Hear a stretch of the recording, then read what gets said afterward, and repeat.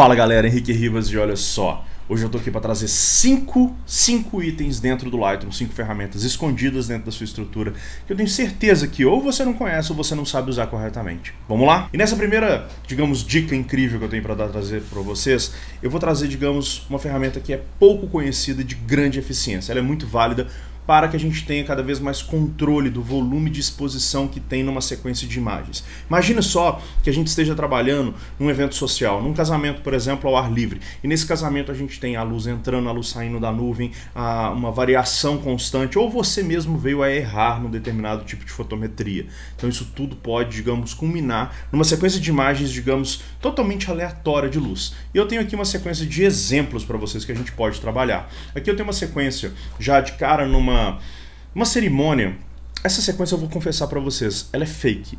Fake porque na hora eu estava testando e fazendo esse tipo de informação, mas ela é excelente para poder mostrar para vocês como é que funciona o resultado disso. Logo abaixo eu tenho um resultado de uma sequência de erros de fotometria ao longo de uma única cerimônia, onde a luz vai e volta de uma maneira extremamente intensa, onde tivemos variações de iluminação, porém também um erro do fotógrafo com relação à estrutura de captação. Mas o problema aqui não é o erro de fotógrafo, o problema aqui é a gente corrigir esse erro para ter cada vez mais possibilidade de utilizar de recursos que te tragam mais agilidade e velocidade. Como é que eu vou trabalhar com isso? Primeira coisa, eu vou escolher uma das fotos, vou pressionar a tecla D para ir para a revelação, a imagem vai aparecer aqui do lado, digamos, da minha revelação. Eu vou até esconder os painéis para você não se preocupar com absolutamente nada além exatamente das sequências de imagens. O que eu vou fazer? Eu vou selecionar todas as fotos. Seguro a tecla Shift, seleciono todas aquelas fotos que correspondem àquela sequência. Uma vez que eu faço isso,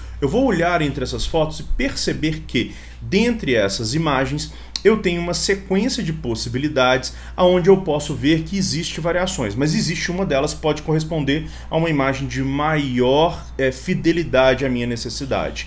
E aí quando eu clico na imagem que eu quero, repara que ela fica mais clarinha em cima da minha cena, eu vou escolher aquela que mais representa a sequência próxima, digamos, de exposição que eu quero. E o procedimento é mais simples impossível, tá? Menu configurações, reparem, eu estou no menu de revelação, menu configurações, corresponder total de exposição. Bum! Quando eu clico, você vai perceber que todas as imagens começam a ficar extremamente equalizadas. Aí você pode falar, não ficaram, Ribas. Você percebe que a foto 3 ela não está correspondida. Por quê? Vamos voltar um passo para vocês entenderem isso. Reparem que ela já não tinha luz suficiente. Quando eu clico nela e eu vou até na revelação, você vai perceber que se eu aumentar a exposição no máximo, eu não tenho de onde passar dos 5 pontos de exposição, porque esse tipo de trabalho vai trabalhar exatamente na ferramenta de exposição e mais nenhuma outra ferramenta vai ser utilizada. Então quando eu seleciono todas, configurações, corresponder total de exposição, bum, ele já faz isso e se você vier exatamente nessa imagem, ele chegou no seu limite. A Ribas significa então que ele funciona como se fosse um sincronismo? Não. Aqui ele trabalha de uma maneira onde cada imagem tem uma exposição. Então repara, a primeira está com 0, porque ela foi a base, a segunda está com 2.75, ele descobriu que a foto 2 estava mais escura do que a foto 1, a foto 3 estava extremamente escura, ele foi no máximo que ele tinha capacidade, a foto 4 ele foi com 4.56, a foto 5 ele foi com 1.97, a foto 6 ele foi com 0.85, a foto 7 eu tenho 0.19, e diante disso eu tenho uma sequência que se equaliza muito mais próximo. Para a gente poder ter uma fidelidade real da utilização dessa ferramenta, vamos então trabalhar com essa sequência, onde eu vou pegar essa sequência de imagens, onde elas são muito próximas com relação à sua captação. Então vou vir aqui até a finalização dessas entradas, logo depois eu tenho alguns dos padrinhos, então tá aqui até essas entradas aqui, puf! Selecionei, vou diante dessas escolher aquela que melhor representa ou até melhor. Posso selecionar uma das fotos e nessa uma das fotos eu mesmo, olha, ela já está até um pouco mais clara, eu vou trazer uma exposição mais próxima daquilo que eu gostaria. Está aqui 0.65 e de novo, corresponder total de exposição. Quando eu clicar, eu vou pressionar a tecla N para eu ver todas as fotos ao mesmo tempo, para você perceber as mudanças, o que vai acontecer. Mais um dos truques, esse é até um truque extra aí diante dos 5 que eu tenho para mostrar para vocês. Quando eu clicar, ele já vai processar, pressionei a tecla N, vou tirar os meus painéis com Shift Tab, você vai perceber que as fotos elas vão se equalizando. Repara, uma está mais clara, outra está mais escura, outra está mais clara, outra está mais escura, mas elas passam a ter uma equalização baseado naquela primeira minha, e é através dela que eu vou ter exatamente essa sequência de possibilidades para que eu não perca mais tempo unificando tudo isso de uma maneira manual. Então eu tive um contexto agora muito mais próximo e uma facilidade muito melhor no meu trabalho. Se você reparar, eu vou agora voltar aqui na minha grade só para poder tirar essa correspondência. Olha só, o antes, e vamos agora aplicar a correspondência para vocês verem exatamente o depois do que aconteceu. Número 2. A segunda ferramenta escondida dentro do Lightroom é uma ferramenta, digamos, pouco utilizada. Ela é até muito conhecida, pois é pouco utilizada. Ela fica, digamos, muito discreta em algumas das ferramentas e você vai perceber que ela facilita muito o processo, principalmente de identificação de dois fatores de grande importância dentro da estrutura de tratamento: luz e cor. Então, olhando para essa imagem, eu busco a utilização dessa ferramenta, que ela é chamada em inglês de Target Adjustment Tool, ou uma sigla que atribuíram a ela, TAT, que é exatamente o que ela representa. Mas se você posicionar o mouse em cima dela, você tem exatamente qual que é o nome dela em português: ajustar saturação arrastando a foto, ou ajustar matiz arrastando a foto, ou ajustar a luminância arrastando a foto, ou quando a gente está nas nossas curvas também eu tenho como ajustar curva de ponto arrastando para a foto. Na verdade, ele é um ajuste de configurações baseado num alvo, ou seja, eu pego essa ferramenta, então vamos lá, vamos trabalhar com a luz dessa foto num tom de cor. Eu quero trabalhar na pele. Eu não sei qual que é o tom que vai atingir a pele. Eu já dei essa dica ninja para quem me conhece. A pele é laranja, então se eu pegasse a laranja aqui de cara, eu já teria uma base de utilização. Mas eu esqueci disso. E como é que eu faço para relembrar? Pega a minha ferramentazinha de TAT, repara que ela ficou branquinha e duas setinhas apareceram. Eu vou posicionar em cima da minha cena, aonde eu quero trabalhar. Esse alvozinho, ele identifica exatamente aonde ele vai trabalhar para que você tenha cada vez mais precisão onde você está. Ele está num pixel da sua imagem. E se você reparar, olha do lado direito nas ferramentas, ela fica dançando ao longo que eu vou posicionando meu mouse aonde que eu quero. Você não precisa agora deslocar o seu mouse para ir lá e clicar naquilo que está sendo mostrado. Na verdade, basta clicar com uma setinha para cima e outra para baixo. Você clica, segura e arrasta seu mouse para cima e arrasta seu mouse para baixo, para ele trazer exatamente a aplicação do que você precisa. No caso, eu estava em luminância. Se eu vier agora em saturação, ele automaticamente muda para mim. E agora, clicando e arrastando, eu posso dar mais ou menos saturação em cima daquela área. Matiz, a mesma coisa. E se eu clicar agora em curva de tons, eu vou trabalhar agora nas faixas de iluminação de cada setor da minha curva, baseado onde eu clicar. Áreas claras, um pouco para cima, áreas escuras, um pouco para baixo, áreas de tons médios, um pouco para cima, e assim eu vou ajustando as minhas curvas, baseando agora em aonde o tom representa e não exatamente aonde eu acho que ele está. Isso facilita muito o processo, porque a partir do momento que você entende onde são determinadas áreas, você já vai automatizando certas coisas e facilitando o seu uso. Uma coisa importante do uso do TAT é que ele requer, claro, o uso do mouse para clicar, para voltar e tudo mais. E às vezes quem usa essas mesas de trabalho, como por exemplo as mesas MIDI, Loop Deck ou Palette Gear, não vai estar, digamos, disponível de uma maneira tão simples. Mas o uso constante desse tipo de ferramenta faz com que você entenda melhor o tratamento fotográfico, entenda as faixas de tom que estão trabalhando numa determinada área e onde você quer chegar, para que você depois nem precise mais trabalhar, porque tudo que eu estou fazendo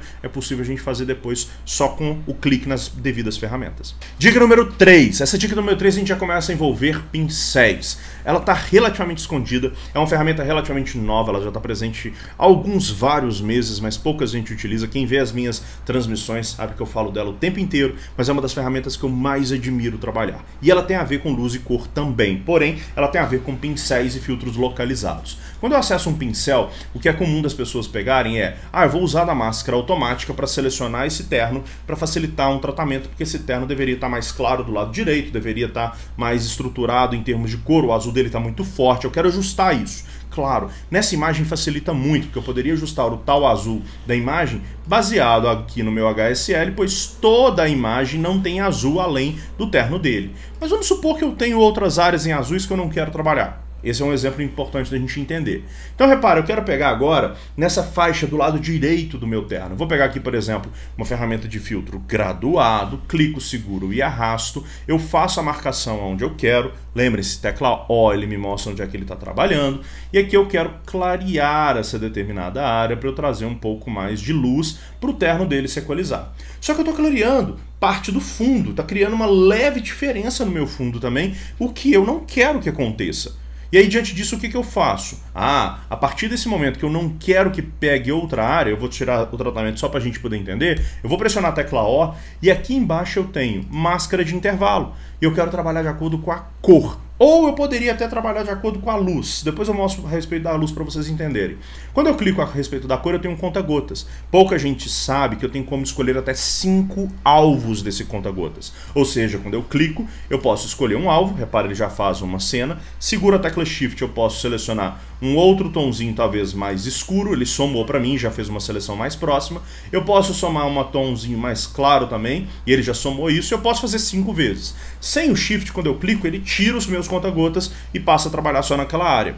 Mais do que isso, se eu clicar, segurar e arrastar, eu faço uma marcação baseada numa área de seleção. Ele não está pegando apenas um pixel, ele está pegando uma sequência. E essa sequência também eu posso fazer segurando a tecla Shift. Clico Shift e faço uma nova marcação baseada numa seleção.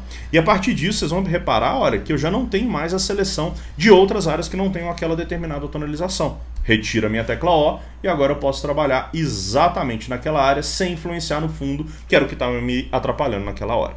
Bom, isso aí foi simples. Agora, e se eu pego, por exemplo, um filtro radial e eu falo, eu quero trabalhar inteiramente em cima desse terno. Então eu vou trabalhar inteiramente nisso. Pouca gente sabe também que quando eu pressiono a tecla O, eu posso vir cá e inverter para trabalhar na área de dentro.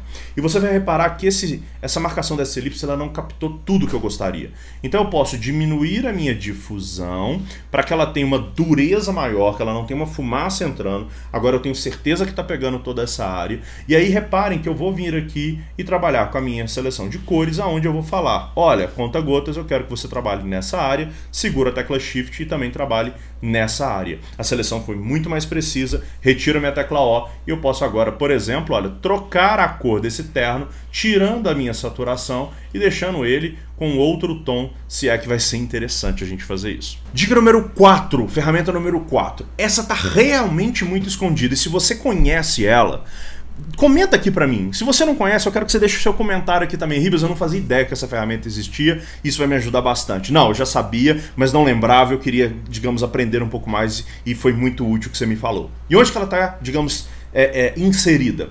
Pouca gente sabe que se eu pegar, por exemplo, ferramentas localizadas como pincel, filtros radiais, filtros graduados e os pincéis, né? Eu vou fazer as marcações onde eu quero. Por exemplo, eu quero essa área aqui de baixo, olha, um pouco mais escura. E aí eu vim cá e coloquei esse tomzinho mais escuro e eu aumentei a textura, e eu aumentei a minha saturação, eu aumentei a nitidez, eu diminui os pretos. Nossa, exagerou demais. Só que você mexeu em tanta ferramenta que você vai precisar, digamos, trabalhar voltando cada etapa dessa para chegar num nível mais suave de aplicação. Só que você não precisa dessa suavidade pontualmente. Olhem comigo. Exposição está menos 1,66, preto está menos 53, textura está mais 65, saturação está 52 e a nitidez está 55. Olha onde que eu vou clicar. Tá vendo esse triângulozinho que está aqui? Esse triângulozinho é o que vai te permitir eliminar todas as ferramentas e transformá-las numa ferramenta chamada de intensidade. Leia-se opacidade dos pincéis ou filtros localizados. E aí repara, eu posso aumentar essa intensidade dando mais potência, ou eu posso aos poucos diminuir a sua capacidade para que eu tenha menos intensidade naquela totalização. E se você voltar a abrir, você vai perceber que os sliders eles se meio que juntaram no cantinho para que ele proporcionalmente viesse a trabalhar agora, diminuindo a opacidade daqueles pincéis. Vamos fazer um outro teste? Vamos usar 2 recursos ao mesmo tempo? O que eu vou fazer? Eu vou usar o pincel, e o pincel agora, eu vou desmarcar minha máscara automática, porque eu não quero saber dela, vou marcar minha tecla O para eu ver que eu estou passando em cima do meu carro, do meu teto amarelo, marquei aqui o meu teto amarelo, vou marcar na verdade tudo que é amarelo nesse carro, tá? Vou utilizar da minha querida máscara de intervalo baseada na minha cor, e vou falar que eu quero trabalhar exatamente nessa faixa agora de amarelo. Então já fiz a minha seleção, eu vou tirar a minha saturação, eu vou reparar que ele não pegou tudo. Quando ele não pega tudo, só complementando aquela informação, você pode de novo segurar a tecla Shift do seu teclado e fazer uma nova marcação para que ele pegue outras áreas e tenha muito mais possibilidade de trabalho facilitada. A partir desse momento, então, a gente tem a questão voltada a o que eu vou fazer com isso. Então repara só o seguinte, eu tenho a possibilidade agora de aplicar um tom, digamos, mais azulado em cima desse teto, deixar ele extremamente mais intenso, menos presente com aquele tom. O troço não está ficando legal. De novo, você pode vir aqui e diminuir essa capacidade. Ele vai mesclando com aquilo que você está fazendo e deixando as coisas menos intensas, baseado como se fosse numa opacidade. Quinta e não menos importante, essa eu tenho certeza que você não sabe. Se você não sabia, deixe seu comentário e me fala o tanto que ela foi útil para você aqui embaixo na área de comentários do nosso vídeo. E a partir disso você vai entender que eu já falei de opacidade na relação das ferramentas localizadas, mas é possível trabalhar agora com a opacidade dos meus presets. Infelizmente isso não é algo nativo dentro da estrutura do Lightroom, porém a gente vai usar de um plugin que é gratuito e facilita muito o processo. Que plugin que é esse? É exatamente um chamado de The Fader, tá aqui, olha. Ele tá dentro de um site chamado CaptureMonkey.com, vou deixar ele aqui na descrição desse vídeo para você. Todos os plugins que você tem aqui dentro são passíveis de você baixá-los, cada um tem uma sequência, depois eu gravo outros vídeos falando de outros deles, mas o que a gente vai trabalhar aqui é o com The Fader. Quando você entra na tela do Capture Monkey, ele cai nessa sequência de itens, eu tenho aqui o The Fader. O que eu vou fazer com isso? Eu vou vir aqui nesse botãozinho verde, fazer o download, e a partir da hora que eu fizer o download, ele já vai ter esse itemzinho aqui já, que é o Lightroom Plugin. Como é que eu instalo esse plugin? Bom, a partir do momento que eu abro o meu Lightroom no menu Arquivo, tanto para Mac quanto para PC, eu venho cá em Gerenciador de Plugins e eu clico em Adicionar. O que eu vou buscar? Exatamente a pasta do meu The Fader e adicionar o meu plugin. Não se assuste, porque aqui ele vai falar, olha, você poderia contribuir com $10 de registro, só que esse registro ele é opcional. Se você quiser ajudá-los, vai ser ótimo para ele poder te dar essa informação, tá bom? O que a gente vai fazer aqui antes de aplicar? Eu vou fazer um preset, tá? Vou fazer um preset onde eu tenho aqui, olha, um fosco mais intenso, vou trazer um contraste mais intenso, vou trazer essa base, vou deixar ele bem intenso no desembaçar, mais intenso nos pretos, deixar ele mais quentão, um pouquinho, na verdade, claro, não vou nem trabalhar, vou diminuir o realces, vou aplicar aqui uma saturação de alguns tons, e o troço tá ficando realmente intenso demais, mas eu não gostaria dele tão intenso. Mas eu vou vir cá e trabalhar criando uma pré-definição, vou chamar aqui de The Fader, só para a gente poder ter essa informação, e erroneamente, eu falo erroneamente porque depois eu vou precisar trabalhar desmarcando isso aqui se eu quisesse fazer um preset de qualidade. Talvez outros vídeos eu explico para vocês como é que a gente faz um preset de qualidade. Vou clicar em criar, tá aqui o meu The Fader. Beleza, eu vou zerar essa foto e antes de eu aplicar esse preset, o que eu vou fazer? Menu Arquivo, Extras do plugin The Fader, é aqui que eu acesso a minha ferramenta. Quando eu venho cá, eu tenho todas as pastas na qual eu já trabalhei, dentre elas a minha pré-definição do usuário, e eu quero o meu The Fader. O que eu vou fazer? Ele já vai aplicar para mim toda a sua intensidade. Se eu aumentar ou diminuir a minha opacidade, vocês vão vendo que ele vai aumentando ou diminuindo a sequência de utilização de todos os comandos ao mesmo tempo. Então tudo aqui do lado direito, assim como no outro suavizador, né, na intensidade, que é a opacidade dos pincéis está fazendo, aqui também eu faço uma retirada da intensidade. Qual que é a grande vantagem que eu tenho disso? É porque muitas vezes um preset é baixado e você não tem ideia de como que ele vai funcionar. E você só quer uma leve referência daquilo para não impactar tanto na sua estrutura. Lembra?